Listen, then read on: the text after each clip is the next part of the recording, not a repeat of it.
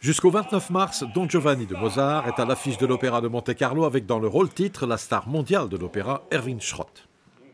Maintenant, moins d'une heure de la Générale. Dans quel état d'esprit êtes-vous? Une heure? Moins d'une heure? Oui, je crois, oui. Alors, pardon, Ah oui, oui. partir, pardon. Merci. Comment on fait pour incarner Don Giovanni après 300 fois? Il y a 300 autres manières de faire dans la même production parce que 300 000 manières différentes. Parce que ça dépend de la personne qui fera l'incarnation de le caractère. Et ça dépend de beaucoup de ton bagage intellectuel, sentimental, la vie, quel jeune tu es, combien d'années tu as, toutes ces choses, l'expérience de vie que tu as vue.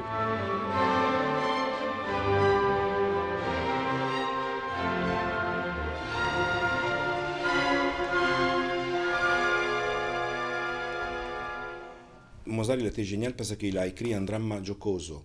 Ça veut dire qu'il y a les dramas, il y a vraiment quelque chose qui touche dedans, mais il y a aussi des blagues, il y a aussi un aspect plus joyeux de la musique. Et les contrastes entre les deux, pour moi, c'est ça qui a fait bingo, Mozart, vraiment.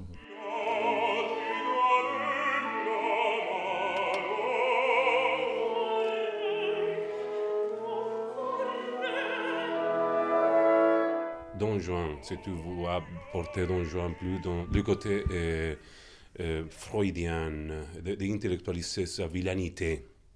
Pourquoi lui fait toutes ces choses à les femmes et pourquoi ils sont des choses que lui ne fait pas aussi, qui ne sont pas claires si lui fait ou fait pas.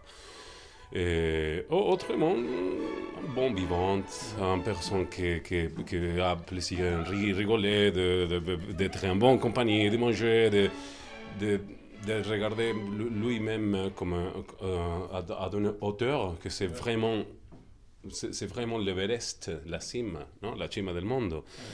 Et le monde entier, il reste là, en bas. Et l'unique présence ou énergie que lui aura plaisir de recevoir dans sa maison, ça sera l'impossible.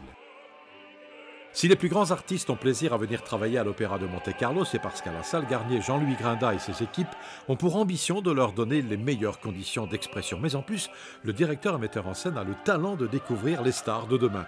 Ainsi, autour d'Erwin Schrott, Don Giovanni, il a réuni dans cette nouvelle production Patricia Cioffi, Donna Anna, Adrian Sanpetrine, Le Porello, et a confié à la formidable Sonia Yoncheva le rôle de Donna Elvira. Sonia Yoncheva, qu'il a largement contribué à faire connaître en lui offrant sa première Traviata ici en 2013.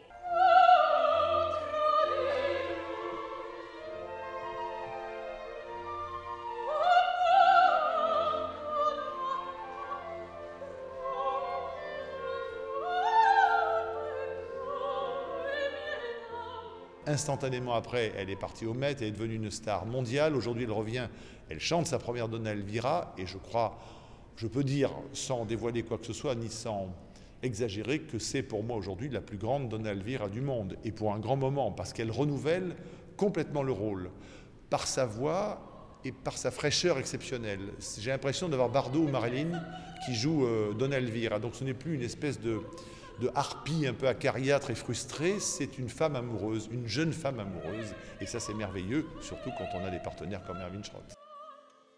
Vous savez que certains vous ont surnommé le Marlon Brando de l'opéra. Non, mais ça sont des choses, de petits cadeaux que la presse m'a donné quelquefois, à dire la bombe sexuelle ou le Marlon Brando, blablabla. Non, Erwin, ici, la personne que tu vois ici, je suis une personne complètement normale. J'aime le sexe, oui, mais pas des bombes. C'est que... Qu'est-ce que c'est la demande? Non, mais c'est ça. Je veux dire, il y a le talent, il y a la voix, il y a aussi la présence et le physique. Donc, vous avez reçu beaucoup de la nature.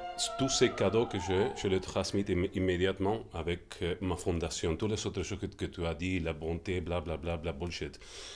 Toutes les choses qui sont données à moi, principalement ma famille, mes amis et ma carrière aussi.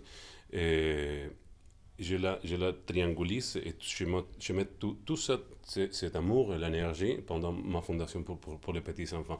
Ça sont les choses qui comptent pour moi. Physique, pas physique.